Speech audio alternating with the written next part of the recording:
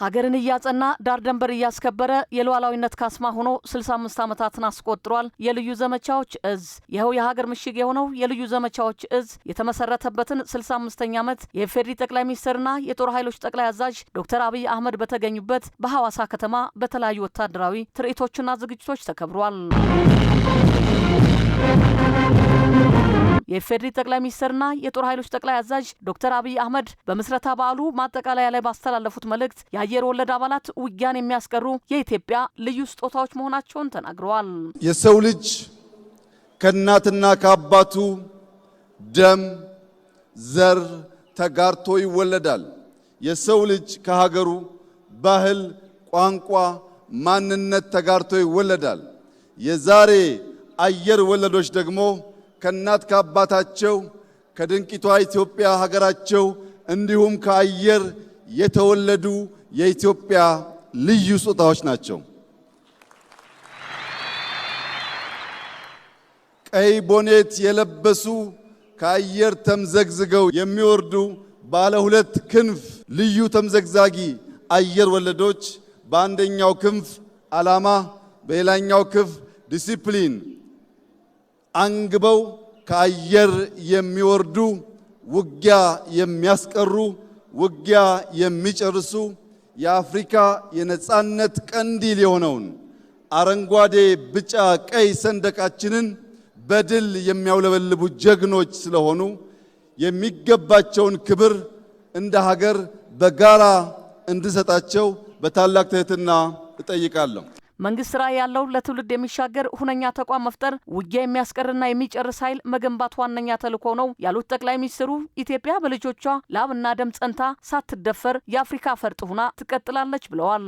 የኛ ተልዕኮ ውጊያ የሚያስቀር ውጊያ የሚጨርስ ኤሊት ፎርስ መገንባት ነው።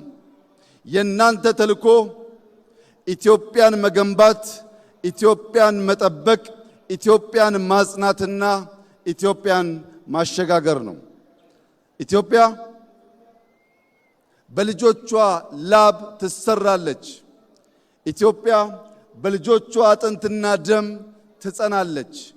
ኢትዮጵያ አልተደፈረችም፣ አትደፈርም። በክብርና በነጻነት ለልጆቻችን የምናሸጋገራት ብቸኛዋ የአፍሪካ ፈርጥ ሆና ትቀጥላለች። ኢትዮጵያ እያደረገች ያለው ዝግጅት በቀጠናው ብሎም በአፍሪካ ሰላምንና ብልጽግናን ለማረጋገጥ መሆኑን ያነሱት ዶክተር አብይ አህመድ በኋላ የሚፈጸሙ ሽብሮችን ለመከላከል የሚያስችል ዘመኑ ያፈራቸው ቴክኖሎጂዎች የታጠቀ ኃይል መገንባት ተችሏል ነው ያሉት። የኛ ዝግጅት በድፍን አፍሪካ ሰላም ለማረጋገጥ፣ በድፍን አፍሪካ ብልጽግናን ለማረጋገጥ፣ በቀጠናችን ላሉ ሀገራት አለኝታ መከታ ጋሻ ለመሆን ነው። ለዚህም ሲባል በምድር በተራራ በጅረት የነበረውን ስልጠና ዛሬ ወደ ባህር ያሸጋገር ነው። ከሶማሌ ጫፍ እስከ ምጽዋ ጫፍ በባህር የሚያጋጥሙ ሽብሮችን ወንድም ህዝቦችን ደግፈን ሽብርን ለማስቀረትና ልማት ብልጽግናን በቀጠናችን ለማረጋገጥ ለኢትዮጵያ ብቻ ሳይሆን ለቀጠናው በቂ የሆነ ኤሊት ፎርስ ቴክኖሎጂ የታጠቀ ቴክኖሎጂ የሚጠቀም በድሮን ሬኮነሰንስ የሚያደርግ በካሚካዚ ምሽግ የሚያፈርስ በምሽግ ብቻ ሳይሆን በስትራቴጂክ ቦታዎች በሰላም ወረዳዎች ውጊያን የሚያጧጥፍና የሚያሳጥር ተቋም ኢትዮጵያ ስለገነባች ድፍን የምስራቅ አፍሪካ ሀገራት ድፍን የአፍሪካ ሀገራት እንኳን ደስ ያላችሁ እንኳን ደስ ያለን እላችሁ ፈልጋለሁ። ከኢትዮጵያ አልፎ በዓለም አቀፍ የሰላም ማስከበር ተልዕኮዎች ስመጥር ተግባራት በማከናወን ስሙ ከፍ ያለው ሰራዊቱ ዛሬም እንደወትሮ ሁሉ ለሀገር ክብርና ነጻነት ራሱን የሚሰዋ ከቴክኖሎጂ ጋር የተዋሃደ የመከላከያ ኃይል ስለመገንባቱም ጠቅላይ ሚኒስትሩ ተናግረዋል። ኢትዮጵያ የአፍሪካ መሪነቷንና ብልጽግናዋን የምታረጋግጥ ሀገር ሆና ትቀጥላለችም ነው ያሉት ጠቅላይ ሚኒስትር ዶክተር አብይ አህመድ። ለመላው የኢትዮጵያ ሕዝብ ማረጋገጥ የምፈልገው የኢትዮጵያ ብልጽግና ይረጋገጣል። የኢትዮጵያ የአፍሪካ መሪነትና ምሳሌነት ይረጋገጣል። ልጆቻችን ድህነትን ታሪክ አድርገው ለመላው አፍሪካ ኩራት የሆነች ኢትዮጵያን እናስረክባቸዋለን።